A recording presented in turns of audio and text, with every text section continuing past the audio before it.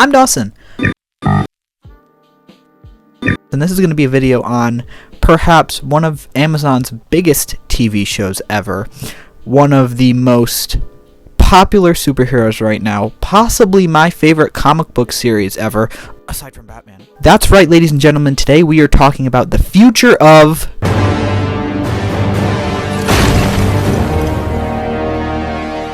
Wow.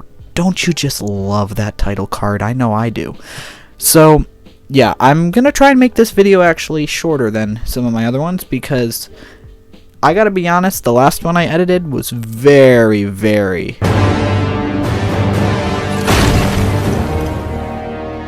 What? No, I was gonna say long. I was gonna say it was long. That's what she said. Okay. Anyways, let's just get right into it, I guess. I have been doing a lot of reading to prepare for this video. A lot of reading. Future Dawson, let's show it. Show the reading I've been doing.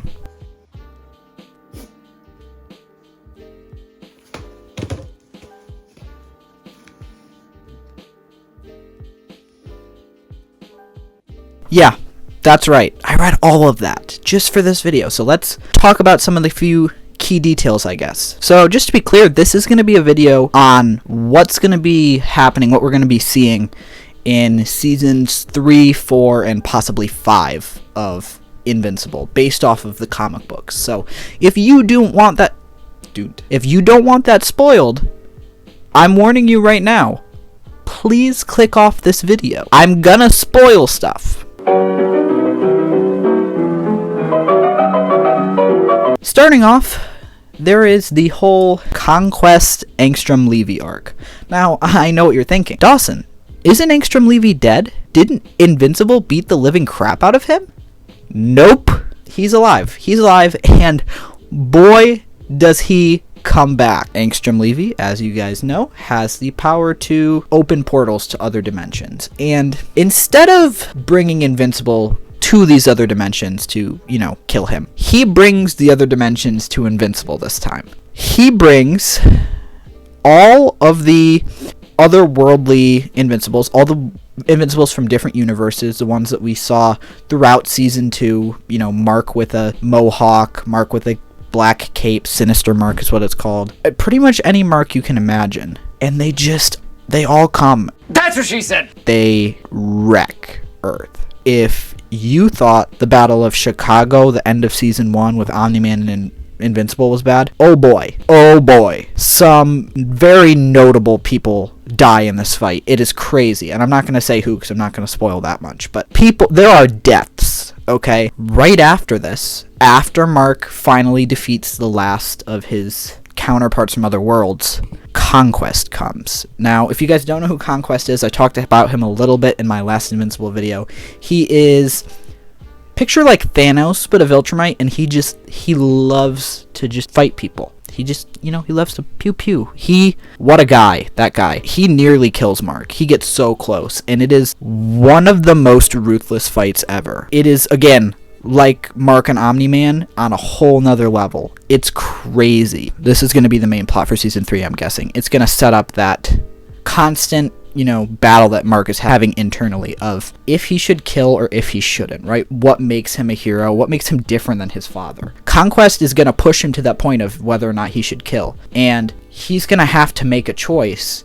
And if it makes him more like his father, is it worth it to save people that he cares for? I don't know. I mean, I do know because I read it, but I'm not going to tell you, you little scamp. After Conquest, there comes another big bad because, why have a superhero story if the superhero gets to take any breaks? This, though, is a little bit different because we kind of get into a little bit of a more ethical battle here. Now, throughout the third season, there's going to be some struggle between Cecil and Mark, right? There's going to be some, butting heads, and they're going to frustrate each other a little bit. And it's going to come to a head in Season 4. Season 4, I'm guessing, based off of the comics, is going to start off with a all-out battle between Mark and Cecil. You know those dead things? Those Rihanna men, I believe is what they're called? Those soldiers that are like undead zombies created by the Dean guy? Yeah, they're coming back, and they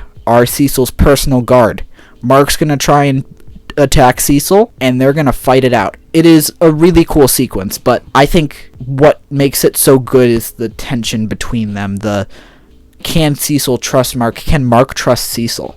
Cecil does a lot of things that are very shady, and even if it is to protect the world, right? He is still a very shady guy. He is letting convicts out of prison left and right to help him, like he did with the person who made the Reanimen.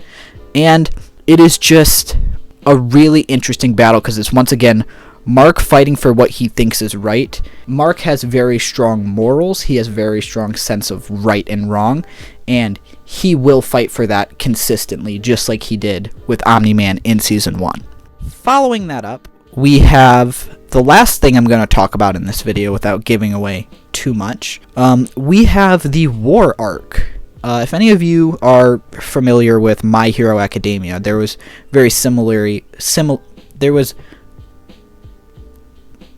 similarly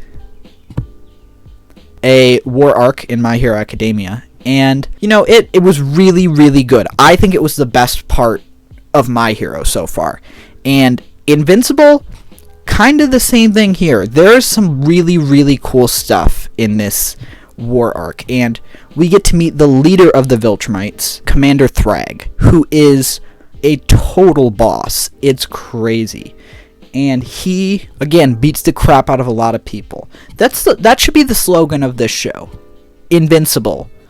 Beat the crap out of people. This War Arc kind of bridges the gap between the first season and all Mark has gone through. Because another thing that I guess I should have mentioned earlier in the video is Alan and Omni-Man, they're best buds now. They're thick as thieves, them two. Bert and Ernie, Rhett and Link, ketchup and mustard. They are the bestest of buds.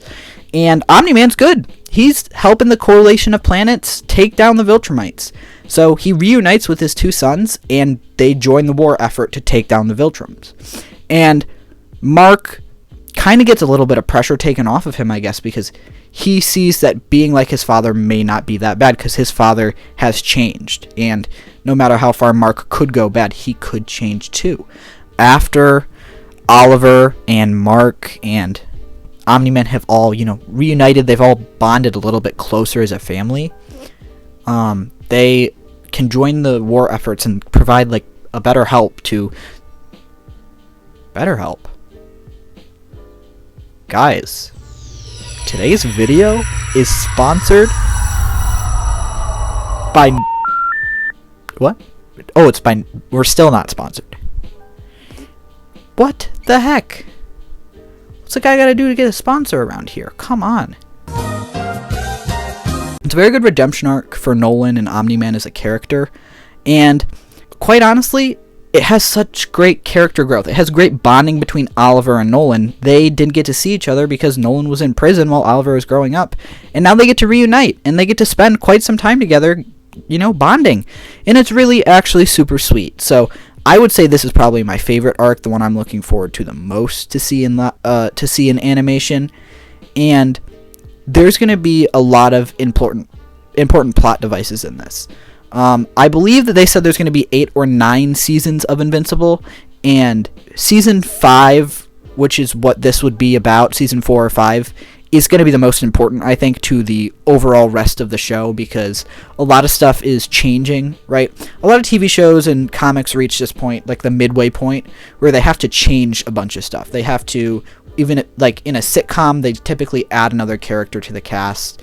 That changes per season. With How I Met Your Mother, it was characters like Zoe or Kevin, just to keep things fresh. And Invincible, this is what they're doing. They're very much changing the character dynamics and the power dynamics of who we know and who we love and the teams, especially the Guardians of the Globe. We get some new leaders on that and a constantly changing roster that's super cool. All in all, I read this 500 page book in 3 weeks, and I was not disappointed. This might be my favorite comic series. I do really love Batman stuff, but this is probably the best consistency, in terms of storytelling with a superhero. So I can't wait to read the third one. Let me know if you want to see me make a video about that when I do read it. That's all I have for you today.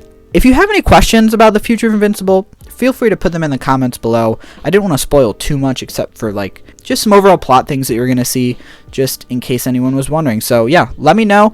I will see you guys later. Have a good one. Bye-bye.